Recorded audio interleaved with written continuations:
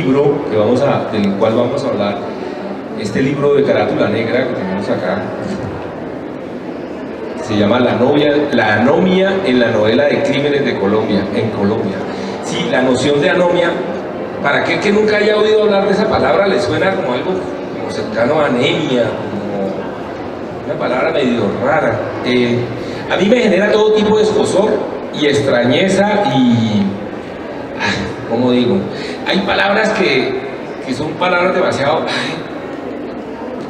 que expresan demasiadas cosas en una simple palabra. O sea, por ejemplo, hay palabras como, yo no sé si usted ha oído la palabra resiliencia, ¿no? Que suena hasta horrible, ¿no? Ay, es que ser resiliente. Y tratan de explicar esa palabra y a mí se me hace horrible porque es como la capacidad del ser humano y capaz de reponerse a los golpes. O sea, levantarse y volverse a caer, volverse a levantar. Y a eso le aplican la palabra y la palabra no es justa o se queda muy corta con lo que quiere decir. En este caso, con la anomia, el origen mismo de la palabra tú lo exploras, lo encuentras en la cosa sociológica y vas, pero lo empiezas a identificar en este primer libro, el de la novela en la novela de crímenes en Colombia, que son libros que forman parte de la colección Espacios de Siglo del Hombre, editores, y que cuentan con el apoyo de la Universidad de Antioquia, el Grupo de Estudios Literarios, GEL y Medellín Negro. En este libro tú haces un rastreo de las novelas publicadas en Colombia entre 1900, creo que acá me equivoqué, es 95 o 90, del 90 al 2005, novelas que giran en torno a un crimen, a su investigación y a su posible sanción. Después de rastrear en más de 100 títulos, Forero escoge 5 para profundizar en su hipótesis de trabajo. Escoge la de Chaparro Valderrama, el capítulo de Fernelli, de Pardo al Sol, de Laura Restrepo, La Virgen de los Sicarios. De crímenes colombianos puede entenderse a partir de un concepto como la anomia. Ahora bien, esta hipótesis ya lleva en su interior dos rollos distintos. Hablas de la novela de crímenes y hablas del concepto de la anomia. Me gustaría que arrancáramos. Un concepto que no sé, es muy familiar a los colombianos y sin duda a todos los latinoamericanos. Ya lo he explicado en sus dos acepciones tradicionales: anomia como ausencia de ley o como falta de aplicación de la ley. También alude a la ausencia de un nombre para designar una cosa, anomia, que no tiene un nombre definido. Estas tres acepciones las vivimos en la vida cotidiana. La palabra anomia nos es familiar, como digo. La palabra anomia la vivimos cuando pasamos un semáforo en verde, en rojo, Hacemos los gringos. Sí. También cuando no seguimos las instrucciones para ciertas cosas. La vivimos cuando no seguimos las rutas en la administración pública, cuando no seguimos una cola, cuando seguimos lo que Darío Jaramillo define como el atajo. El atajo para nosotros los colombianos es casi una norma. Pues eso que se vuelve norma y que afecta el desarrollo de las relaciones sociales es lo que se llama anomia, es la falta de aplicación no solamente de la ley, sino de las normas cotidianas. Y no la seguimos porque no queremos, o porque no sabemos cuál es la norma, o porque sencillamente queremos transgredir la norma. Este es el ambiente que, en mi opinión, define los estados contemporáneos. Y eso que hay en pequeño está también en grande.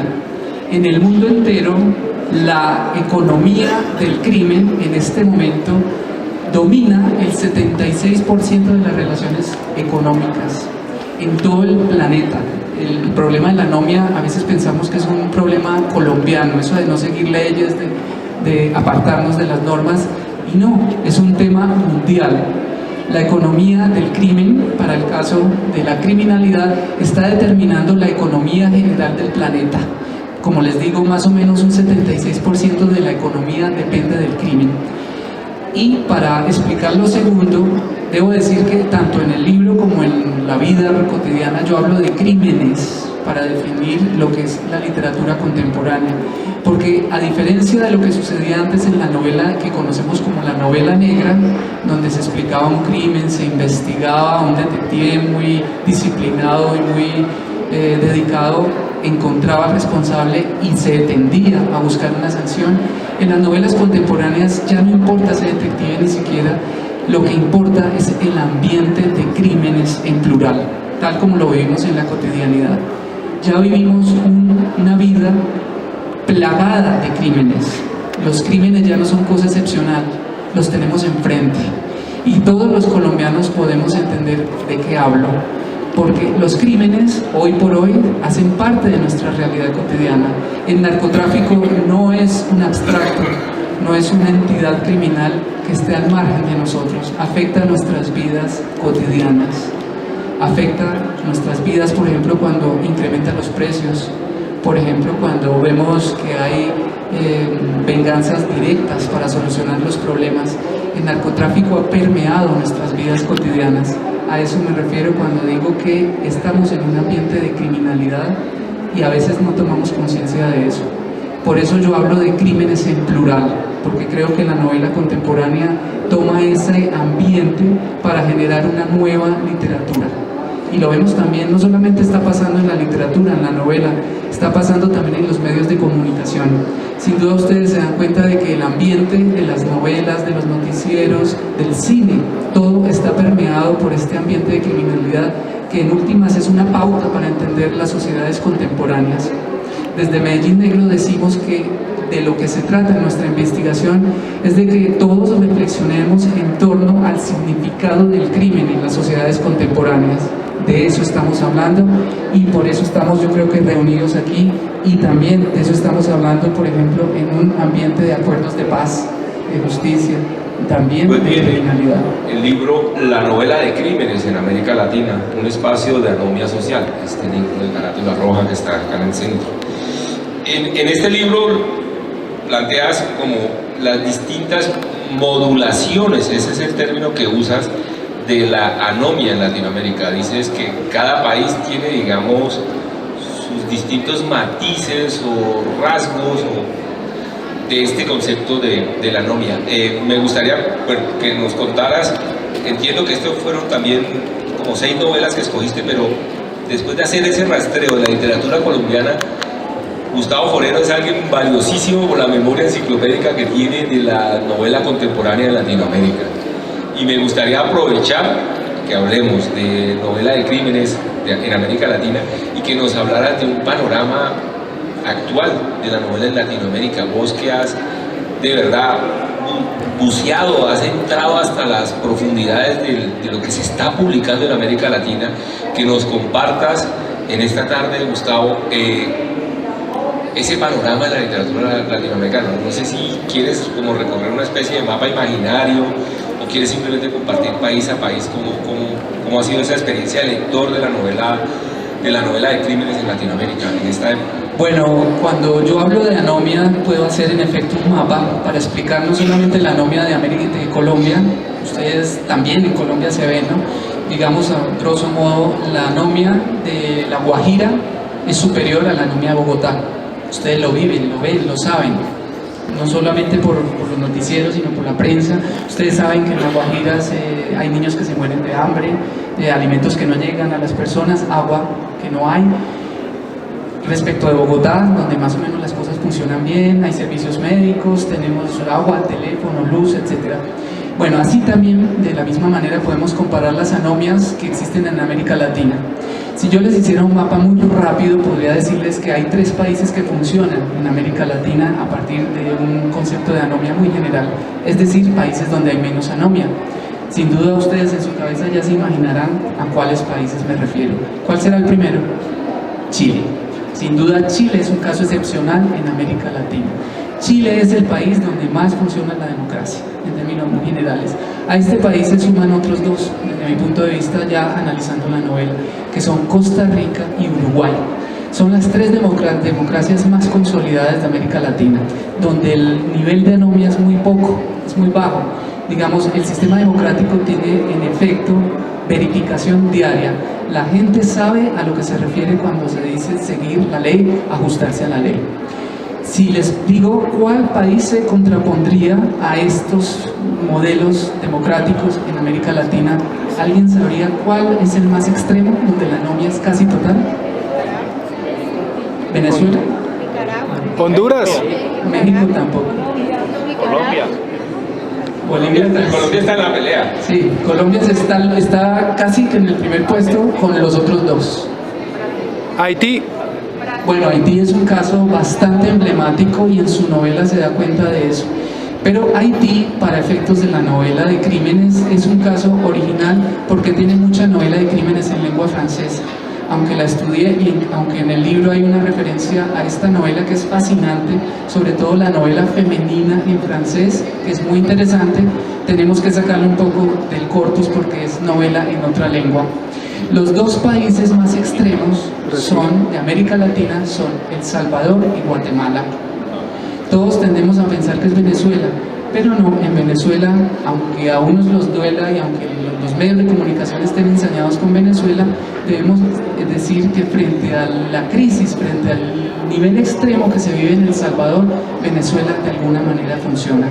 En El Salvador las cosas están muy graves. Y esas cosas tan graves que podríamos decir que llegan a un nivel de anomia casi total, junto con otros dos países de Centroamérica que son Guatemala y Nicaragua, se ve perfectamente en la novela de crímenes. Por eso yo siempre digo, y en el libro lo afirmo, el ombligo de la novela de crímenes está en dos países, en El Salvador y en Guatemala. Ustedes pueden leer un gran escritor que creo que es el escritor más importante del género contemporáneo, que es Horacio Castellanos Moya. Él es un escritor que nació en Honduras, pero se considera salvadoreño y da cuenta perfecta de lo que es la anomia total, sobre todo en un libro que se llama El Asco, que se lo recomiendo. El segundo caso de anomia extrema es el de Guatemala. Guatemala ha vivido una situación terrible de falta de aplicación de la ley, de anomia absoluta. De hecho, ha tenido unos gobiernos fatales. Se parece mucho a Colombia, ha tenido un sistema caótico en los últimos 50 años. De hecho, acaba de morir Efraín Ríos Montt. Ríos Montt, criminal. Le he referido en otros trabajos. Pinochet era un angelito al lado de él. Absoluto. Se ensañó contra los grupos indígenas y tiene en su haber más o menos unas 30.000 víctimas de una comunidad indígena. Muchísimas más. 300.000. Se hablan de 300.000, o sea, es un genocidio lo que hizo ese base. Sí, en efecto, al lado de Pinochet, Pinochet es un niño de brazos. Sí. Junto con estos dos países, que son los casos más extremos de anomia, encontramos el caso particular de Paraguay y el caso extremo también de anomia que se está viviendo en este momento en Nicaragua, que seguramente ustedes habrán oído en los medios de comunicación. Y como decían Nahum, y como percibimos aquí, también tenemos un caso de anomia que es el de Colombia. Colombia casi que se lucha junto con estos países el grado extremo de desconocimiento de la normatividad, es decir, de anomia social. En esos dos casos extremos se ubican los demás. Por ejemplo, Brasil está muy cerca de una anomia total, México está muy cerca de una anomia total, y si vamos pasando el abanico, llegamos a Bolivia. Bolivia es un caso excepcional porque aunque la anomia es mayor, es grande, digamos, no es extrema, es un país que funciona cada vez más y tanto funciona que ha producido una novela fascinante porque hay un apoyo de la industria editorial a los escritores, cosa que no sucede en toda América Latina, cosa que también sucede en Venezuela. Venezuela es tan importante para la novela de crímenes que ha producido una colección que se llama Vértigo, que la recomiendo. Digamos, es una colección para... como la punta del iceberg de esta colección de espacios. Es un trabajo colectivo, muchas personas. Esta mujer preciosa que es como argentina, Mallory Craig. Mallory Craig es norteamericana. Tiene nombre de novela negra, de personaje de mujer fatal de novela negra. Está Esteban Arango, que nos colaboró con el trabajo de edición. Está un personaje maravilloso que está radicado acá en Bogotá, que es Rodrigo Bastidas, que es un afierrado de la ciencia ficción. Y yo quería traer a colación una cosa que hizo grabar Ana Blandiana, la poeta rumana invitada a la Filbo este año, en la entrada del memorial de las víctimas del comunismo y de la resistencia en Cintec. Ana Blandiana escribió en la entrada de ese sitio, que es como el centro de memoria histórica de allá: mientras la justicia no logre ser una forma de memoria, la memoria en sí misma puede ser una forma de justicia. Esta noción ya trabajada más a profundidad con distintos perfiles, docentes, escritores y demás. Esta noción de memoria que propone Ana Blandiana, esto que estamos trabajando, que los invitamos a que visiten la exposición de memoria histórica que se encuentra justo aquí al lado, ¿en qué medida Rosa toca o profundiza en este libro? En este libro gris que tenemos acá, que es Memorias de Crímenes, Literaturas, Medios Audiovisuales y Testimonios. Bueno, la pretensión de este libro era que los intelectuales del mundo entero reflexionaran en lo que más les ha dolido como ciudadanos del planeta. Yo le pedí a diversos escritores, académicos de todo el mundo que me contaran lo que más les duele en su memoria respecto de su identidad nacional. Y tuve el privilegio de que muchos me escribieron, muchísimos escritores y académicos me enviaron sus trabajos. A mí hay un trabajo que me impacta sobremanera y es el trabajo de un escritor panameño que él cuenta desde su experiencia. Osvaldo Reyes es un gran escritor del género, nos cuenta desde su experiencia cómo se vivió la invasión de Estados Unidos a Panamá en 1989. Esto lo cuenta desde su punto de vista, que era un estudiante de medicina para la época, y él dice que los panameños no sabían lo que iba a pasar ese día. Los panameños no tenían idea que era muy posible que Estados Unidos fuera a invadir Panamá. Y les llegó eso como una sorpresa en un día de Navidad, en un día que nadie lo esperaba y en un día que, imagínense, los propios norteamericanos a través de un canal de televisión podían ir dándose claves. Se estaban contando ellos mismos, porque los norteamericanos tenían una presencia muy fuerte en Panamá y ellos dominaban el país y se comunicaban a través de la televisión pública, se daban sus claves. Él cuenta esto y él dice que vio en la televisión cómo se estaban contando los norteamericanos lo que iba a pasar, que ellos no sabían, los ciudadanos panameños. Él lo vivió con muchísimo dolor, eso que es la invasión de Panamá. Por otra parte, hay un escritor estupendo de Chile que nos cuenta cómo él vivió la dictadura y cómo llegó Pinochet al poder. Ese día él sufrió la dictadura. Él nos cuenta cómo Pinochet se hizo al poder con el beneplácito de los periodistas chilenos y lo cuenta de una manera tan dolorosa. Él es abogado y él nos dice cómo se vivió la represión inmediata cuando llegó la dictadura y cómo la dictadura empezó a perseguir a toda la gente que había sido de oposición, no solamente la oposición guerrillera, era a todo el mundo que no estuviera de acuerdo con esta absurda dictadura de los militares en Chile. Y fue tan absurdo que él cuenta que empezaron a recoger a la gente para llevarla a un estadio, para empezar a unirla a toda la disidencia. Y los periodistas sabían lo que iba a pasar, pero los periodistas nunca pensaron que Pinochet fuera a hacerse el poder. Y por eso no actuaron en debida forma para oponerse a esa imposición del ejército en Chile. Bueno, les cuento dos nomás, pero para mí hay autores que nos Hay una cita que yo tengo resaltada de un artículo de la mexicana Inmaculada Pertusa, y ella,